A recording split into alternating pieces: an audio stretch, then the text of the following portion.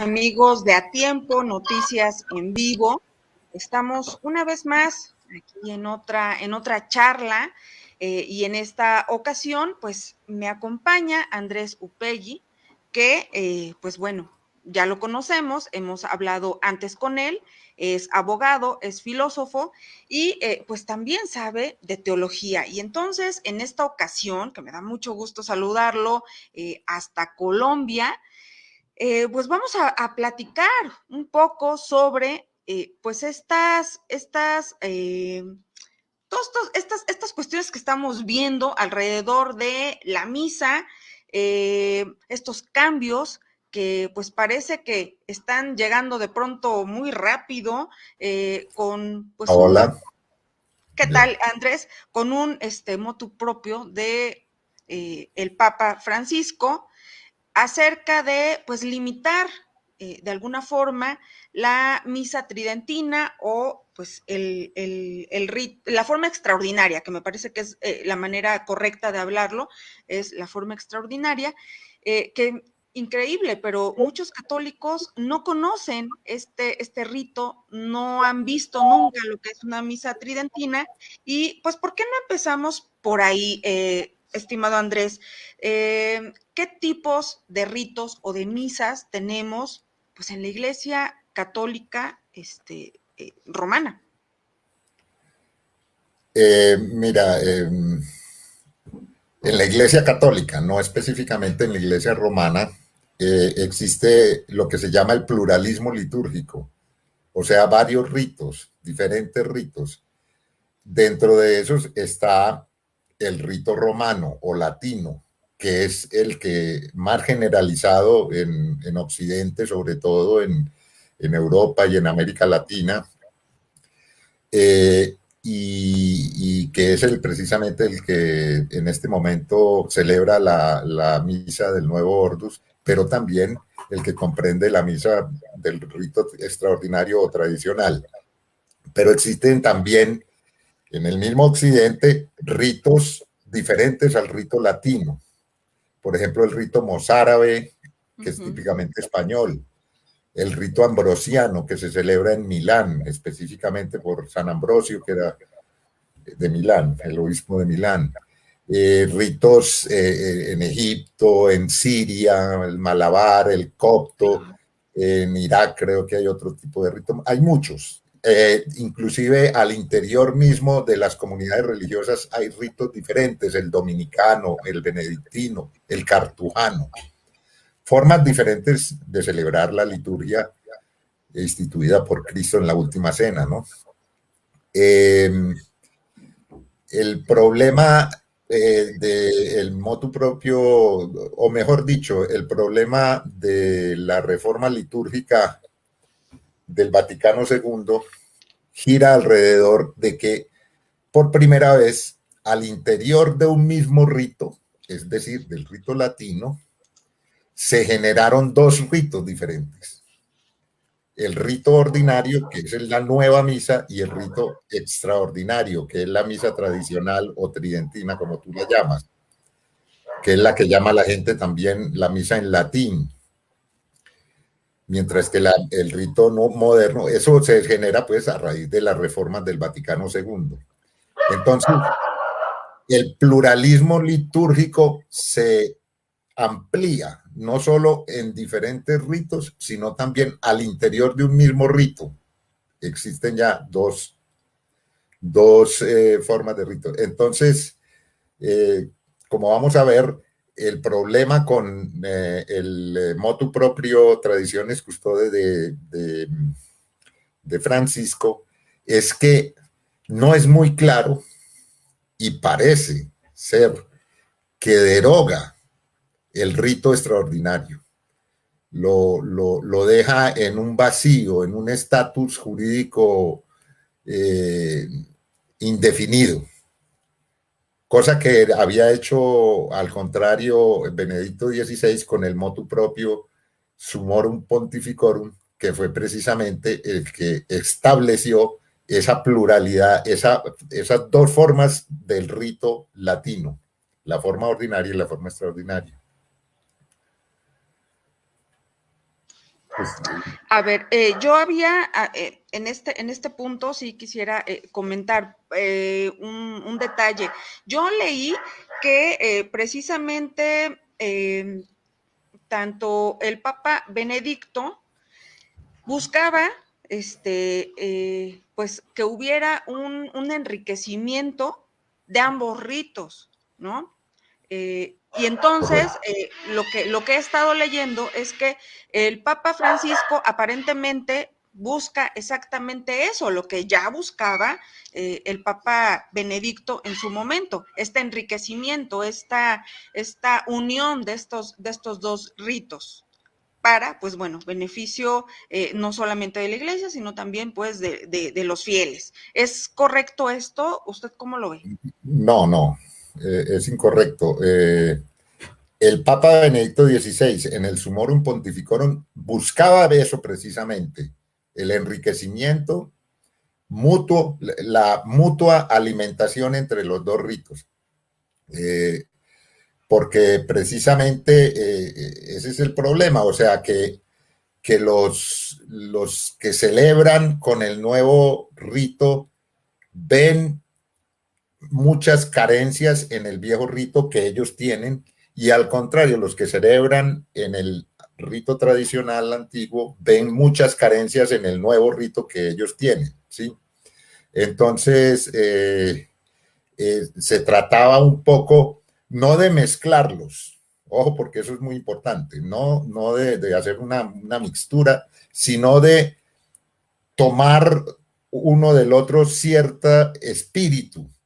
Sobre todo hay una cosa muy importante, que es precisamente lo más crítico entre la diferencia de los dos ritos, y es el sentido de lo sagrado, de lo reverencial, de lo magnánimo, de lo magnificente que tiene o que tiene, ¿sí? El rito tradicional y que el nuevo rito ha perdido demasiado. Hay una palabra digamos, técnica en liturgia y en español, que es lo que se llama el hieratismo con H, o el arte hierático. Y es que es todo tipo de expresión artística solemne como inexpresiva, que busca no una serie de movimientos y de gestos bastante rígidos, digámoslo así, que busca para nada expresar sentimentalidad, sentimientos y emociones fuertes, y que ese arte da una idea de solemnidad y de magnificencia, como decía yo, ¿sí? Por ejemplo, es típico del hieratismo el arte egipcio, de la época pues de los faraones y de la época de las pirámides, y como ustedes verán, todas esas figuras egipcias que son todas con el cuerpo de frente, pero el rostro, la cabeza de perfil, y siempre con las manos así. También, por ejemplo, es interesante el teatro oriental, el teatro japonés, o el teatro no japonés, o el teatro kabuki chino, son también hieráticos, y son además, lo hierático es simbólico también. Entonces, en el caso del teatro kabuki, por ejemplo, llegan a unas exageraciones de simbología tales que pues para uno es inasequible. Por ejemplo, si el actor mueve un dedo, eso quiere decir, no sé, primavera. Si el actor pisa fuerte en el piso, eso quiere decir cualquier cosa, yo no sé, un regaño para alguien, ¿no? Alguna cosa así. Ese tipo de hieratismo y de todo eso lo tenía el rito tradicional, el rito tridentino en la Iglesia Católica. Es lo que se conoce también como rúbricas. Entonces, todo en ese rito tenía un contenido simbólico, tenía un sentido.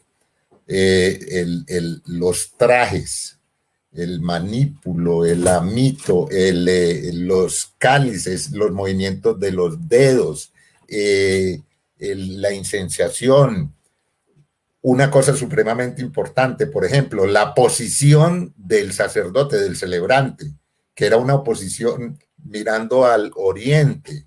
¿Qué quiere decir? Orientada. Es decir, todo templo católico, desde que la iglesia es iglesia, se construye con el ábside, que es la parte trasera del templo y donde está el altar, mirando al oriente, y la puerta de entrada del templo, o sea, donde está el atrio, mirando hacia el occidente. ¿Por qué? Porque se entiende que Cristo vendrá por el oriente. Cristo es además el sol que nace y se eleva. Entonces, la posición en el rito tradicional del celebrante y del sacerdote era una posición orientada, se llama una posición corandeo, o sea, con el frente a Dios. Y el sacerdote miraba hacia el oriente, o sea, miraba hacia el ábside del templo, y lo mismo la asamblea, o sea, que por eso es que se dice que los andaluces decían en una expresión un poco vulgar que el cura estaba dándole el culo al pueblo. Era todo el tiempo como una procesión de toda la asamblea junto con el celebrante hacia Dios, hacia Dios. Eso cambió y eso le quita mucho de solemnidad, de hieratismo, de reverencia y todo eso al nuevo rito, porque al poner el sacerdote, el celebrante, de frente a la asamblea, convierte al celebrante en una especie de animador de televisión, de una especie de director de un festejo, una especie de conferencista. Y por tanto, inclusive pone al celebrante inclusive como en el mismo nivel de la asamblea, al ministro, pues, celebrante. Eso por el lado del cambio de la nueva misa, pues. Y hay otro cambio que también le quita esa solemnidad y tiene una serie de consecuencias, en mi concepto, nefastas. Y es el cambio de la lengua latina a la lengua vernácula, o sea, la lengua de cada uno de las naciones. Porque eso también es hierático, eso también es simbólico, eso tiene un sentido profundo. Es que en las relaciones del culto, en las relaciones entre Dios y el hombre, en las relaciones en donde se está por medio ya lo sagrado, siempre eso inclusive en cualquier otra religión, el lenguaje cambia. El ser humano tiende a utilizar un lenguaje con Dios diferente al lenguaje que utiliza en la calle, en el vulgo, a un lenguaje diferente al que con el que se compran naranjas o que se insulta a la gente, el lenguaje prosaico, vernáculo de toda la vida, para utilizar una lengua que llaman lengua muerta o lengua litúrgica, es decir, específicamente para entrar en el diálogo con Dios. Y por eso entonces el sentido de que la misa fuera en latín no era para que no, como dicen absurdamente, para que la gente no entendiera. La gente, claro que lo entendía. Además, la gente iba con misal. El misal era un librito donde estaba la traducción de lo que se iba diciendo. Y la gente perfectamente, sí, uno alcanza a hablar con los abuelos de uno, la gente que todo eso, y todo el mundo te recita la misa en latín perfectamente. Claro, era lo más común en ese momento, ¿no? Y no tan lejano a nosotros, y no había nunca un pero ahora sí, yo creo que la malformación de los católicos en general, pues está sacando a la luz todas estas cosas que a veces son increíbles, ¿no? Como esto, por ejemplo, de tantos católicos que te dicen, pues es que no, tiene que ser la misa en el idioma de cada uno, porque si no, pues no entendemos nada, como si la misa fuera para nosotros, ¿no? Y no para Dios. Y esa es la parte, yo creo que importante de todo esto, que deberíamos entender qué cosa es la misa, empezando por ahí, porque creo que no sabemos qué cosa es la misa. Claro, no. Entonces, mira, esos cambios implicaron una cantidad de distorsiones en el mismo laico y en el mismo creyente católico, en el mismo fiel católico, porque la misa pasó a ser, la misa es un sacrificio también, es un culto sacrificial, es un culto Claro. sacrificial como los cultos sacrificiales de todas las religiones desde hace mucho tiempo, inclusive como los gustos aztecas que sacrificaban Claro. personas humanas y todo eso, porque lo que pasa es que el culto sacrificial cristiano es el único culto en donde el destinatario del culto, o sea, siempre el destinatario de cualquier sacrificio cultural religioso era Dios o la deidad o los dioses. Entonces, en el culto cristiano, el destinatario es Dios. El sacerdote, que en las otras religiones era una persona precisamente escogida por el mismo Dios o digamos, una persona que tenía una relación más espiritual con el mismo Dios, que celebraba escogiendo algún tipo de víctima sacrificial, ya fuera alimentos, animales, Incluso personas, como aquí mismo en incluso personas, América. niños Sí. Entonces, en el caso del cristianismo, el destinatario es Dios, el sacerdote es Dios y la víctima es Dios. Todos tres son el mismo. Y para nosotros, pues los cristianos, Dios es Cristo. Cristo es el destinatario del culto, la víctima en el culto y el sacerdote. El sacerdote ministerial, o sea, el ser humano que hace las veces de sacerdote en el culto, en el momento de la consagración, son cosas tan elementales que las sabía cualquier persona de catecismo antes, pero ya nadie las sabe.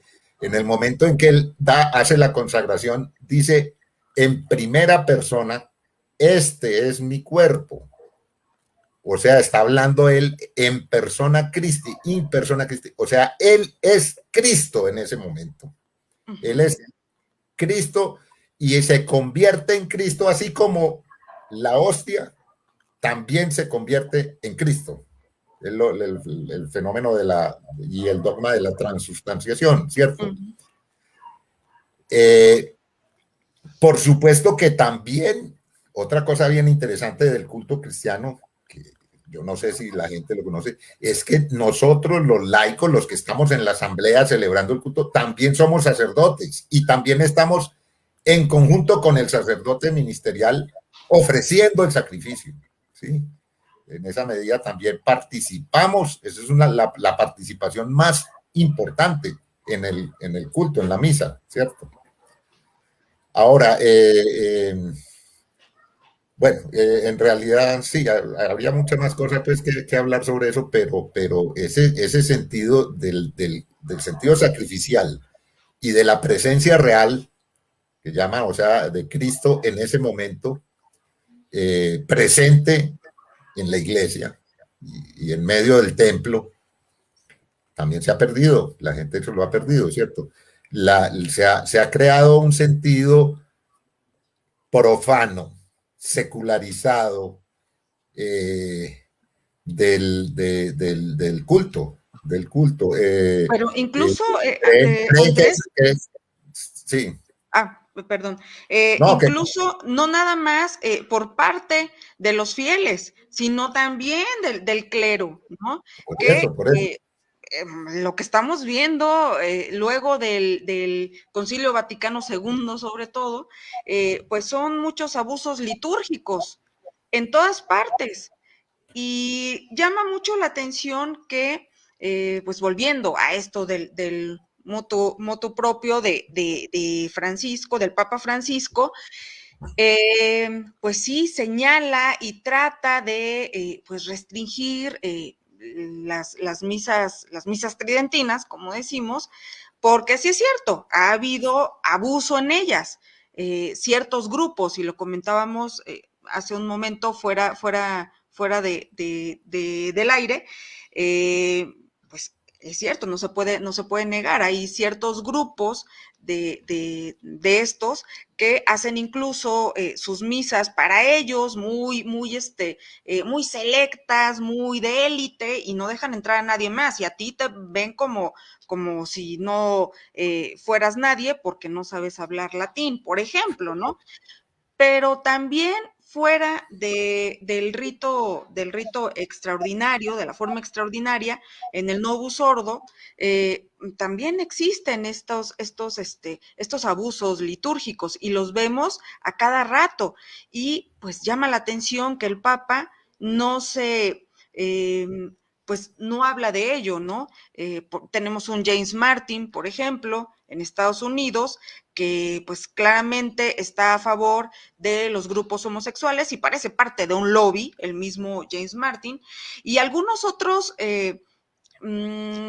pues, sacerdotes, obispos, que están en esa tesitura, en ese tenor, y lo hacen abiertamente, incluso utilizando redes sociales, y esto crea mucha confusión, pero el Papa no pone el dedo ahí. Sí, claro que hay que entender que no porque los otros pequen y hagan el mal, entonces yo también lo puedo hacer, no, evidentemente que no, ¿cierto? El Papa en este caso se está refiriendo únicamente a una cosa concreta, que es lo que llaman el tradicionalismo. Déjame, hablo un poco de eso porque es muy importante, porque eso está en el corazón de esta problemática. El problema se genera a partir del el Concilio Vaticano II, que el Concilio Vaticano II se celebra a principios de la década del 60 del siglo pasado, el año 1962 a 1965. El concilio ordena una reforma litúrgica y esa reforma se cristaliza en 1970 más o menos, que se crea el nuevo ordo, o sea, la nueva misa de la que estamos hablando. Pero lo que quiero decir es que a raíz del Vaticano II, como pasa casi siempre en todos los concilios de la Iglesia, se generan herejías, digámoslo así, sin miedo a decir. Y en este caso se generaron dos herejías. A ver, el Vaticano II, su fin primordial era abrir las puertas o las ventanas de la iglesia al mundo moderno, porque la iglesia venía enclaustrada, enconchada, metida en una campana de cristal, en una actitud defensiva y de resistencia frente a la modernidad. Y entonces el Vaticano II ordena, eso fue la gran, digamos, intuición de San Juan XXIII al ordenar el concilio o al llamar al concilio, de abrirle la ventana a la iglesia, al mundo moderno. Entonces, a partir de ese llamado a abrirse al mundo, se generan dos situaciones extremas que yo llamo en este caso herejías. Una, negarse absolutamente a abrirse al mundo, porque todo lo del mundo moderno es malo y por tanto sigamos enconchados en la campana de cristal de la tradición y de lo que venía antes. Eso es lo que se genera el tradicionalismo y se niegan entonces al cambio que el Vaticano II ordenó y legisló. Y la otra posición extrema es lo que llaman el progresismo, es decir, abrámonos al mundo del todo y renunciemos a todo lo que venía atrás, todo lo que el Vaticano II señaló y todo lo que el mundo tiene, el mundo moderno es bueno, maravilloso. Y Chesterton decía una cosa muy simpática: uno tiene que abrir la mente, pero no demasiado porque pronto se le cae el cerebro, ¿sí? Entonces, ¿qué pasa con el progresismo? Que el progresismo se abrió demasiado y se le cayó el cerebro, ¿sí? Se entregó a las cosas que del mundo moderno no había por qué aceptar. Bueno, pero es que a final de cuentas ese es el progresismo, ¿no? En su génesis está eso, es ir poco a poco, escalón por escalón, hasta llegar a, pues, destruir las cosas. Eso es el progresismo. Correcto, entonces ahí viene todas las reivindicaciones del homosexualismo al interior de la iglesia, del sacerdocio femenino, bueno, de la negación del dogma de la infalibilidad del Papa y de cualquier dogma. Ya no se creen los milagros, ya, bueno, una cantidad de cosas que ya son, que eso no es catolicismo, ni mucho menos, pues. Pero entonces déjame terminar. Entonces, ahí están los dos extremos.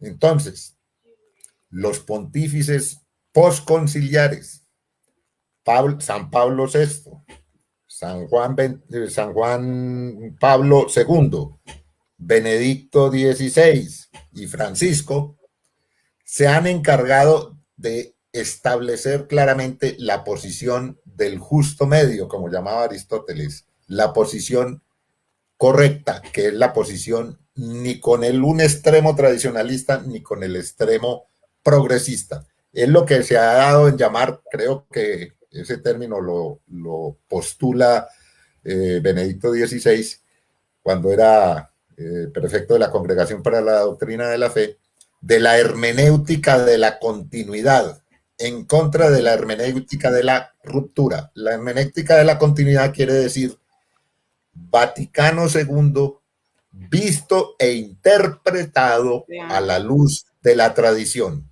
¿Qué quiere decir eso? El tradicionalista dice, la tradición dice sí, el Vaticano II dice no, eso es contradictorio. Luego entonces rechazamos al Vaticano II y nos quedamos con la tradición. El progresista dice lo contrario, que el Vaticano II dice sí y la tradición dice no, pues nosotros nos quedamos únicamente con el Vaticano II y con las cosas nuevas. Entonces, el papado postconciliar se ha encargado de decir ni lo uno ni lo otro, las dos cosas. Hay que tomar de la tradición lo positivo y lo bueno, y hay que tomar de la modernidad y de lo actual también lo positivo y lo bueno, y desechar, por supuesto, lo malo.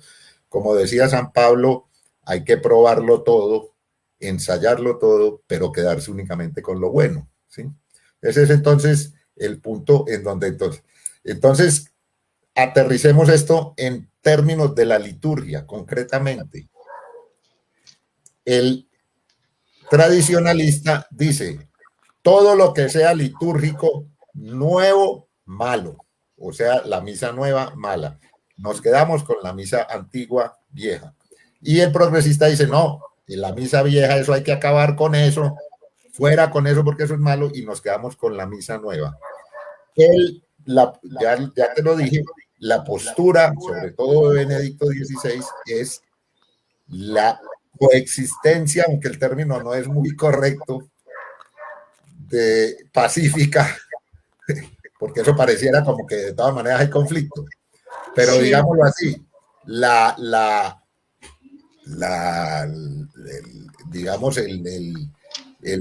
lo que llaman la paz litúrgica, el pluralismo litúrgico, es decir, cada uno en su carisma, en su fe.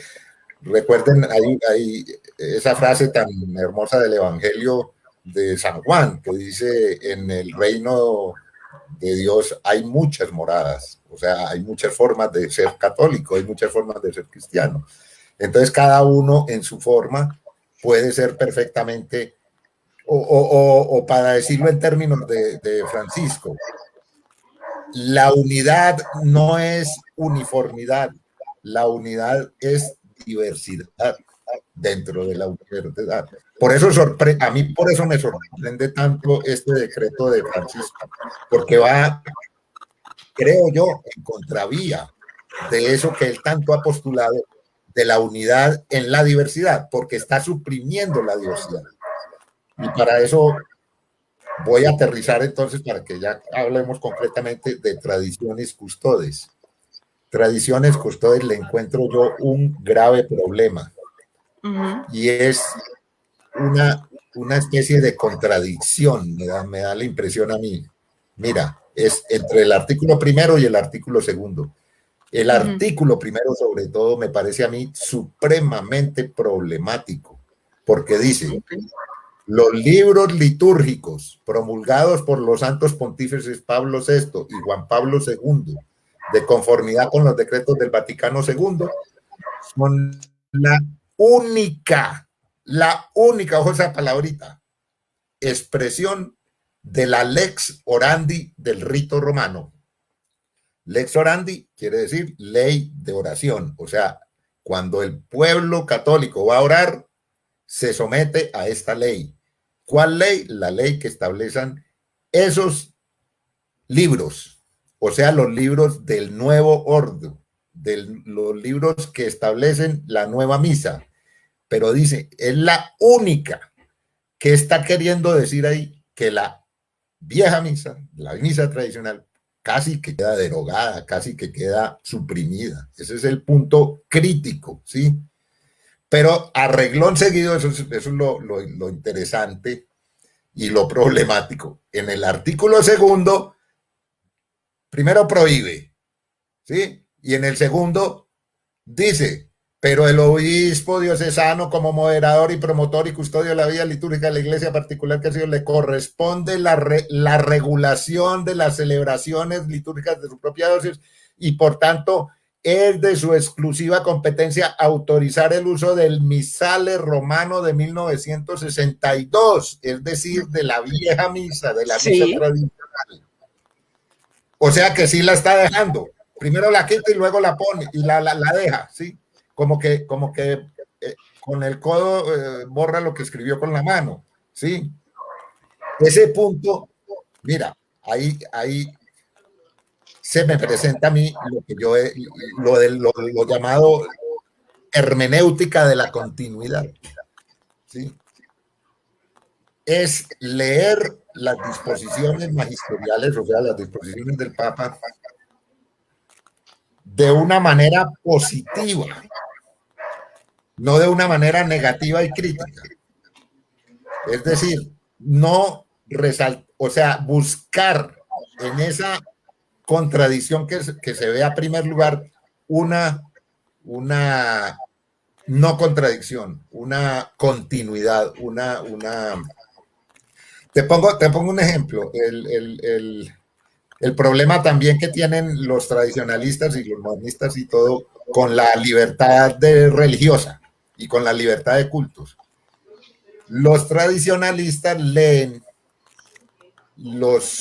el decreto de Dignitatis Humanae del Concilio Vaticano II, que es el que estableció la libertad religiosa, como si el Vaticano II estuviera diciendo que todas las religiones son iguales. ¿Sí? Cuando dicen, no, es que entonces el Vaticano II se metió por el lado modernista y liberal de decir que es que todas, inclusive el cristianismo, son iguales. Y por tanto, eso está en contra de los textos anteriores de la tradición, que decían que la única religión verdadera es el cristianismo, cosa que es verdad. Y entonces uno tiene que leer precisamente ese texto a la luz de lo que decía el anterior, es que no todas las religiones son iguales, la única verdadera es el cristianismo. Lo que pasa es que el cristianismo, como las otras religiones, tiene en el terreno político los mismos derechos de expresión, o sea, de existir, ¿sí? Es decir, frente, digamos, al Estado, todas las religiones tienen derecho a celebrar su culto, ¿sí? De manera no solo privada, sino públicamente, o sea, a expresarse religiosamente. Es decir, todo ser humano tiene un derecho a tener religión y a expresar su religión, ¿sí? Eso es independiente del problema de cuál religión sea verdadera o no. Eso es otro problema. Entonces, lo mismo acá, lo que yo digo, hay que tratar de leer esto no como una contradicción, sino como, como una regulación. Ahora, de todas maneras, así si lo leemos con concordancia y armonía y todo eso, de todas maneras el Papa Francisco está restringiendo, está volviendo a la situación anterior a la del Summorum Pontificum, que es la situación de pluralismo litúrgico, de libertad litúrgica, la llamo yo así, porque es que el Summorum Pontificum establecía que cualquier sacerdote o grupo de laicos podían en cualquier momento, sin pedirle permiso al obispo, celebrar el rito tradicional. La situación anterior de Summorum Pontificum, que era la llamada del motu propio Ecclesia Dei, ¿sí? Establecía lo mismo que está estableciendo Tradiciones Custodes. O sea, Tradiciones Custodes está retrotrayendo las cosas a el estado de Ecclesia Dei anterior, y era que solo con autorización del obispo se podía celebrar el rito antiguo. ¿Sí? Pero, a ver, en este sentido, de todas formas, aunque haya esta carta del Papa, pues tenemos un concilio Vaticano II que bueno, va en contradicción entonces sobre esto, ¿no? Porque si leemos el concilio, pues ahí habla de una misa en latín. Y ahí habla claramente de pues que el sacerdote está viendo hacia Cristo, no hacia la gente, no hacia la asamblea. Habla también acerca, entre muchas otras cosas, pero lo que tenemos así como más cercano a los católicos que no solemos leer mucho sobre estos temas, pues también habla sobre la música que se debe de utilizar en la misa, cuáles son los instrumentos que sí deben de ser y cuáles no, por ejemplo, y entonces vamos viendo que pues que hay una lógica en todo esto, ¿no?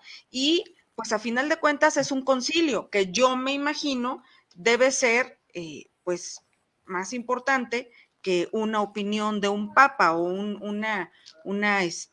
pues un motu propio, ¿no? De un papa.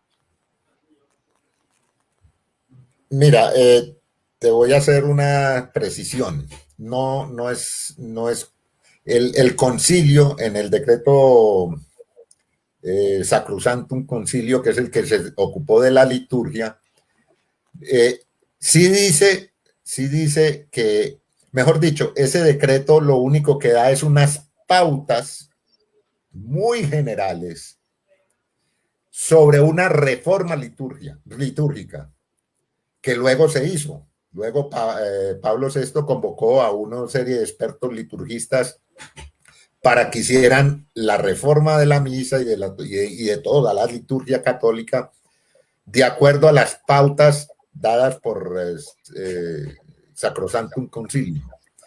En el Sacrosanctum Concilio sí habla de que se mantendrá el latín, eso es verdad, pero por ejemplo, de la orientación del sacerdote no habla, para nada. De la lengua vernácula tampoco, pues precisamente porque se mantendrá el latín, solo dice se incrementará el uso de la lengua vernácula, que eso ya se venía haciendo desde 1962. Entonces, el problema radica luego en las comisiones litúrgicas que Pablo VI convocó, y que fueron las que reformaron ya en concreto todo, yo, yo me voy a atrever a decir algo pues que es bastante problemático, discutible. Parece tradicionalista. Yo no soy tradicionalista para nada, ni me parece que yo soy una persona que estoy en la línea del magisterio del Papa y sobre todo y acepto el Vaticano II, pero creo que la reforma litúrgica fue demasiado lejos, se fue demasiado a un extremo que el Sacrosantum Concilio, o sea, el Vaticano II, no pensaba que fuera así. No, el espíritu del Sacrosantum Concilio no pensaba que fuera así. Entonces yo llego a decir una cosa un poco escandalosa y paradójica, y es que yo creo que la misa tradicional del misal de San Juan 23 de 1962 es mucho más cercana al concilio y al espíritu del concilio que la misa de San Pablo VI, posterior al concilio y todo eso, que se fue un poco más lejos de lo que debía, ¿sí? Por eso yo creo que la intención de Benedicto XVI era eso, o sea, de que se alimentaran mutuamente y sobre todo, que la misa tradicional alimentara a la nueva, en el sentido de mermarle, cortarle todos esos excesos que se fue hacia el otro lado, ¿sí? Entonces, en esa medida,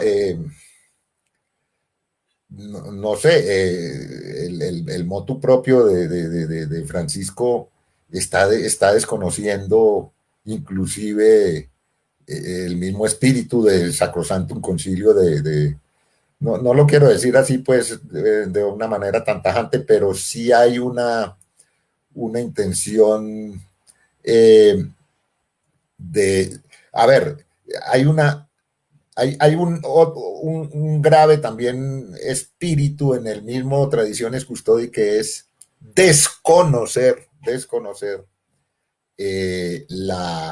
digamos, la ortodoxia y la validez de aquellos que celebran la misa tradicional, pero también se acogen plenamente al Vaticano II. Ese es el grave problema.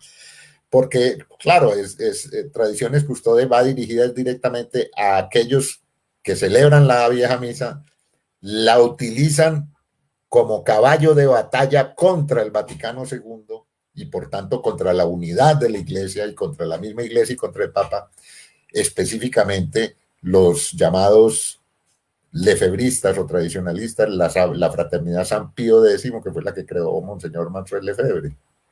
Pues nada más, Andrés, para concluir esto, que me pudieras hablar sobre estos excesos en la liturgia, como habíamos comentado en un principio, que no solamente se dan en la misa tradicional, sino pues también en el Novus Ordo, y si cree que este es el fin del Papa con esta, pues sí, con este llamado, si es acercar de verdad ambas misas o si es un señalamiento puntual del Papa a pues la misa tridentina.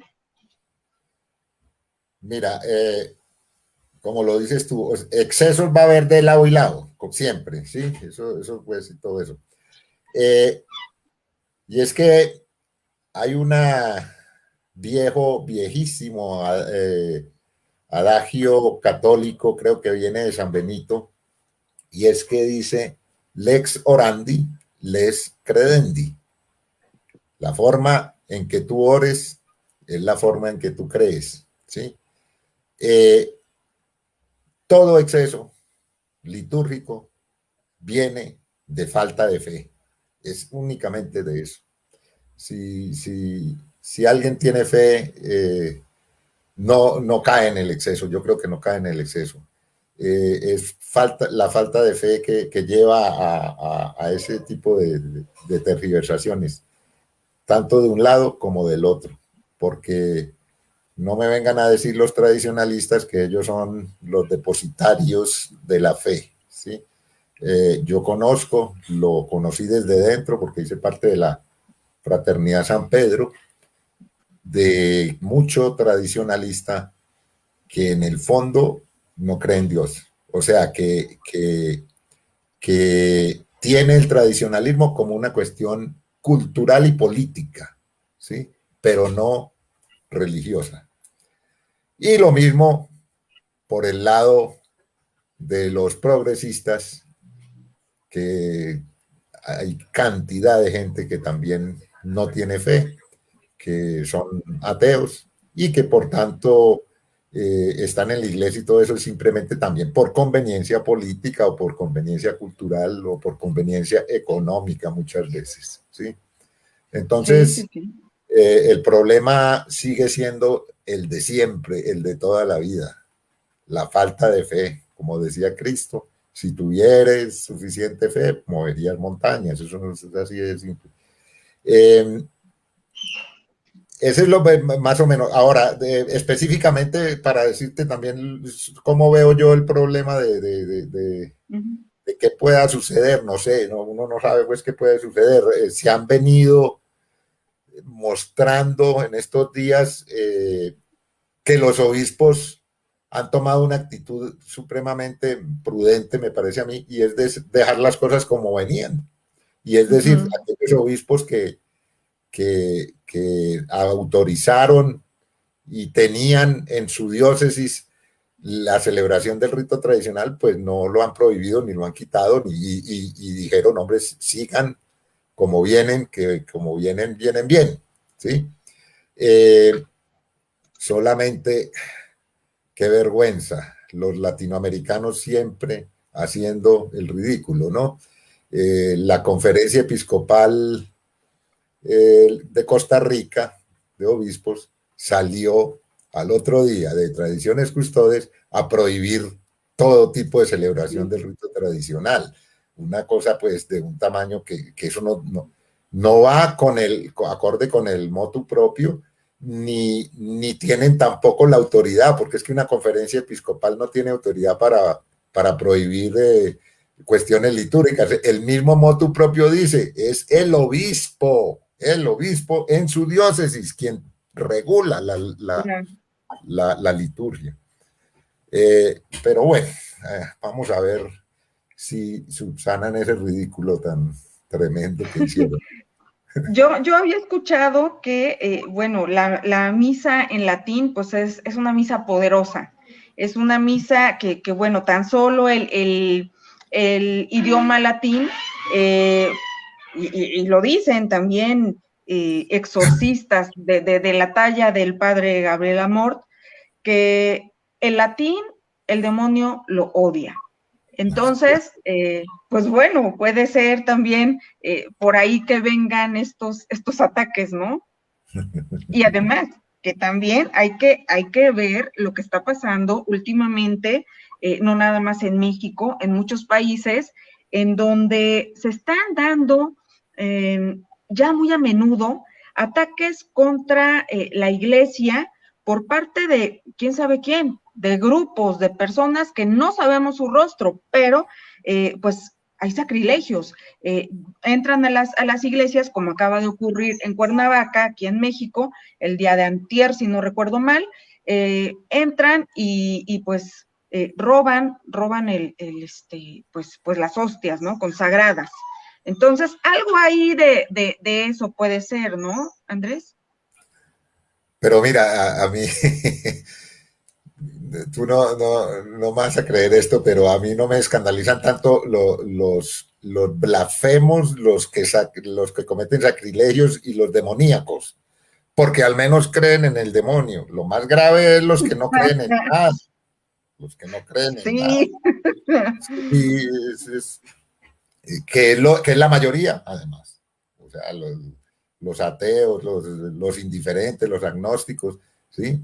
Que ya es. Y esos ateos, esos indiferentes agnósticos, son los que han generado y vienen generando, porque El ser humano no puede renunciar a su espíritu religioso. Eso es, así lo digan los ateos que sí, vienen predicando que el problema del mundo contemporáneo es la religión y que por tanto hay que suprimir la religión, cualquiera que sea, cristiana, islámica, budista o lo que sea. ¿Sí? Eso sí me preocupa más de que haya 4 o 5 locos que se metan a robar hostias a una iglesia, que al menos, por lo menos, creerán que esas hostias son sagradas y que es Jesucristo mismo el que está ahí. El problema son los que no creen en el demonio, eso sí, porque esa es la... Charles Baudelaire, el poeta francés, decía, esa es la mejor táctica del demonio, hacer creer que no existe. ¿Sí? Así es. Así es, y bien que le va con eso, como si, bueno, no creer significara que no existe, ¿no? En fin. Ajá, exactamente. Pues Andrés, le agradezco muchísimo que me haya aceptado nuevamente pues esta invitación a esta charla. Repito, de verdad que me siento muy apenada por lo ocurrido hace un rato, pero bueno, son cosas que pasan. Y pues muchas gracias también a las personas que nos hicieron favor de seguirnos en esta hora que ya tenemos aquí platicando con Andrés. Y bueno, yo quisiera, Andrés, que pues en otra ocasión pudiéramos hablar de algún otro tema de estos pues que usted trata bastante bien. Podríamos hablar sobre el tema que está en el fondo de esto que hablamos hoy, es el tema de la belleza. Es muy bien. Una pérdida del sentido de la belleza. Lo decía Hans Urs von Balthasar, el gran teólogo católico del siglo XX.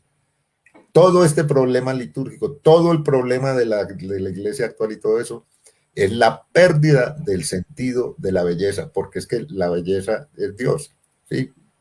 Y la belleza es el esplendor de lo que hizo Dios, del ser. Entonces, claro, podríamos hablar de eso. Me encanta el tema. Y sí, pues vamos a agendarlo para, bueno, ofrecerlo también a nuestro público, a las personas que nos siguen. Y bueno, yo aprendo con ustedes muchísimo. Le agradezco mucho, Andrés, y pues bueno, nada, pues cortamos ya por este día, y pues todos buenas noches. Gracias a ti. Hasta luego. Hasta luego.